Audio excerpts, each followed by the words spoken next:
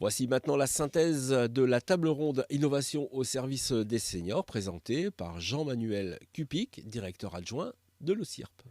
Alors, sur Rondo Service, en réalité, vous avez deux approches. Une approche, on va dire, d'un parcours intelligent, et là, je comprends l'école des mines sur cet aspect du logiciel à créer. Et puis après, la deuxième approche, c'est quand même physique, c'est-à-dire qu'il faut un aidant et un aidé, ce couple infernal, ou un proche aidant, ou un accompagnement, un accompagné. Ce que je voulais vous dire, c'était que c'est intéressant de le faire sur Saint-Étienne. Vous n'avez pas parlé, je dirais, du coût, c'est-à-dire faire une petite promenade comme ça coûte combien à la personne in fine, ou est-ce que c'est financé entièrement par, je dirais, les acteurs qui vous portent sur ce sujet? Est-ce que vous avez une réponse à me donner? Combien ça coûte? C'est trop tôt peut-être pour le dire.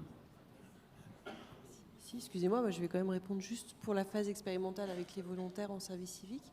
Ça ne coûte rien aux bénéficiaires. D'accord. Non, c'est sur la base de la solidarité, de l'altruisme. Voilà, on n'est pas sur une relation monétisée et payante. Alors ça, c'est très bien, mais il fallait le dire. Non, mais vous auriez dû le dire dans votre... J'aurais pu, effectivement. Vous auriez pu. Mais je le fais maintenant. Voilà, c'est parfait. Attends, Joanne. Non. Alors, c'est juste pour dire qu'au niveau de la recherche, nous faisons la recherche publique. Du coup, c'est pareil. Une fois que la recherche est développée et les résultats arrivés, c'est gratuit. Ce n'est pas notre objectif de faire des chiffres d'affaires. Mais ce sera pour d'autres après. Le demain, il sera financé ou pas? La plateforme de matching, alors. Peut-être. La plateforme de matching, ce sera un business model à déterminer. Nous, ce que nous développons, c'est l'intelligence, avec beaucoup de guillemets, là, derrière, qui permet de faire le matching. Après, c'est pour ça aussi que nous sommes en collaboration avec des entreprises, avec SFI notamment, pour la partie d'après. Écoutez, parfait. Alors, sur l'autre projet conciergerie, j'ai bien aimé votre prédéfinition sur les concierges, parce qu'on a l'impression qu'ils ont complètement disparu. Alors, entre-temps, en vous écoutant, j'ai regardé, il y a une convention collective qui s'appelle 1043. Il y a 60 000 concierges encore en France. Vous inquiétez pas, ils existent encore. Et c'est une population qui est tout à fait active. Alors, ça soit des gardiens, soit des concierges, soit des employés d'immeubles.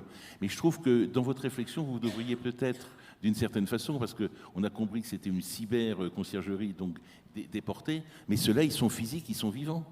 Donc vous devez réfléchir aux vrais concierges, vous savez, la concierge française ou portugaise. Mais là, c'est attention, je n'ai aucune, ce n'est absolument pas chez moi une volonté de faire de la discrimination. Mais vous savez, les concierges existent toujours. Voilà. Alors, ce qui est important aussi, mais vous avez raison, vous ne l'avez pas donné ce chiffre, c'est que 80% des personnes veulent rester à domicile. Et donc 20% sont en établissement. Donc on voit bien que dans la société, dans le financement, ce qui était un peu évoqué hier, mais c'est qu'un des vrais sujets, c'est qu'on veut rester à domicile, et ça, c'est le plus longtemps possible. D'où effectivement des services à apporter, et je pense que vous avez complètement raison. Je vous poserai une question, c'est que quand, au bout de 24 mois, quand vous aurez complètement terminé ce projet, et vous l'avez évoqué, vous n'avez pas le financement dans le fonctionnement, mais ça se coûtera combien, je dirais, à la personne qui va se connecter sur votre cyberconcierge? Alors, pour ce qui concerne la MSA, donc on considère qu'il faut effectivement une personne pour 150 et on compte énormément sur les bénévoles pour combler ceci. Ce qui fait que dans un premier temps, puisqu'on démarre sur Saint-Romain-d'Urfé, on a besoin d'un ETP malgré tout sur la cyberconciergerie pour 150 personnes. Donc c'est le coût du personnel. Mais à terme, on souhaite le développer sur l'ensemble de nos cantons où on a des MARPA, des résidences autonomie. Et dans ce cas-là, on n'aura peut-être qu'un seul cyberconcierge et des bénévoles en physique. Donc, on considère que dans un premier temps, ça nous coûtera un ETP. Pour 150 personnes la première année, mais dans la foulée, on devrait démarrer, on en avait parlé l'année dernière à Saint-Maurice-en-Gourgois, et donc on restera sur un ETP pour 300 personnes cette fois-ci. pour compléter ce qui vient d'être dit, il est évident que le fonctionnement de la conciergerie, la grande interrogation qu'il y a derrière, c'est de dire combien il faut de concierges pour tenir une conciergerie.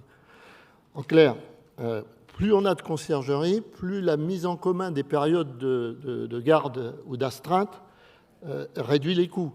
Mais s'il n'y a qu'un seul concierge et qu'il est obligé d'être de garde et d'astreinte, il va falloir 2 concierges, 3 concierges pour un seul poste de conciergerie. Et donc là, vous vous rendez compte qu'on multiplie les coûts de façon significative. Donc la réflexion, elle est menée sur ces thèmes-là. Et la véritable problématique, si le projet va jusqu'à son terme et s'il est porté comme on le souhaite, ça veut dire que quelque part, il faut inventer une prestation qui est la prise en charge de la conciergerie pour les personnes âgées, en fonction des revenus, pas en fonction des revenus, ça c'est une autre question, mais en tout cas une socialisation partielle ou totale de la demande.